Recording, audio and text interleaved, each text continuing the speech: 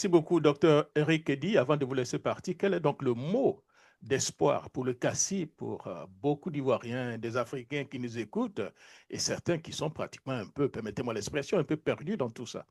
Non, non, je vous permets cette expression. Il y a véritablement beaucoup qui sont perdus, beaucoup qui ne comprennent rien, beaucoup qui ne comprennent plus et beaucoup qui, malgré leur bonne volonté, sont vraiment dans le désespoir de voir les choses changer en Côte d'Ivoire. À toutes ces personnes-là, il y en a qui ont dit trop, c'est trop. Nous disons effectivement, trop étant trop, il ne faut pas perdre espoir et il faut rester toujours mobilisé. Vous savez, sans même vouloir le citer, il a dit quelque chose qui est vraiment intéressante. Je vais parler de l'ancien président Nicolas Sarkozy qui fait aujourd'hui l'objet donc d'incarcération en France et c'est une bonne chose pour lui et nous satisfaisons donc de cela. Il disait que le pouvoir se trouve dans la masse. Le pouvoir se trouve dans la grandeur d'une population, dans la taille d'une population. Il ne faut donc pas perdre courage. Voilà le premier message que le Cassis voulait lancer. Le deuxième message aujourd'hui, Jacques Roger, que le Cassis veut lancer, c'est surtout à l'endroit des forces de défense et de sécurité. Nous entendons dire qu'il y a 44 000 personnes qui vont être mobilisées pour la sécurisation des élections. Encore une fois, c'est là la contradiction.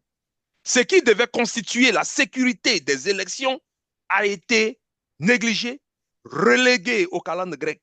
On a oublié ça, on a préféré piétiner cela pour aujourd'hui militariser les élections en Côte d'Ivoire. Il s'agit d'actes d'intimidation. Mais à ces personnes-là qui vont être mobilisées, ces 44 000 personnes, nous ne connaissons pas toutes leurs origines. Nous supposons que ce sont toutes ces personnes donc des Ivoiriens et nous leur disons ceci. Le message à leur endroit est clair. Il ne s'agit pas d'exécuter des ordres qui violeraient les droits des hommes, les droits humains tels que garantis par les instruments internationaux des droits de l'homme que la Côte d'Ivoire elle-même a ratifiés. Nous leur demandons de faire très attention. Et à la population ivoirienne, partout où elle se trouve, vous avez vos cell phones. Jusqu'à ce que le régime prenne la décision donc de fermer l'espace digital, vous avez vos cell phones, vous avez vos datas que vous achetez. C'est le moment d'utiliser ces datas, pas pour faire des selfies et les poster sur Facebook, mais pour contrôler les agissements des forces de défense et de sécurité, pour les poster sur le net. Les organisations comme le Cassis et bien d'autres se feront le plaisir de relayer tout ça, de confiner, d'emmagasiner et de collecter toutes ces données-là parce que ceux qui devront être tenus responsables pour quelconque dérive et effusion de sang en Côte d'Ivoire le seront dans un avenir très proche. Nous ne sommes pas en train de parler de la Cour pénale internationale, mais Jacques Roger, regardez simplement dans un pays qui n'est pas un grand exemple, comme la Guinée, vous avez vu le procès qui s'est tenu sur les événements du 28 septembre en Guinée, 28 septembre de quelle année j'oublie maintenant, qui a conduit à la condamnation de tous ceux, Dadi Camara et sa suite, qui étaient au pouvoir. Voilà ce que nous appelons la population à faire.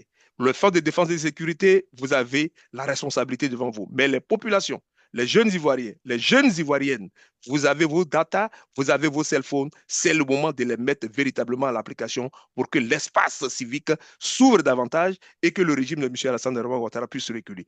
De notre côté, ici, depuis les États-Unis, nous continuons de faire ce que nous avons à faire, soit par les écrits, soit par l'information à des officines, ça et là. Et Jacques Roger, permettez-moi de terminer en disant merci à tous ceux et toutes celles qui sont en train de s'activer au plan international pour mettre la pression qu'il faut mettre sur M. Alassane Ouattara. Chacun se connaît, chacun sait ce qu'il fait, chacun sait ce qu'il a à faire, chacune se connaît, chacune sait ce qu'elle a à faire, et ainsi de suite, et nous allons tous ensemble dans cette symbiose. Voilà le mot de fin que nous voulons lancer au nom du Comité d'action pour la Côte d'Ivoire.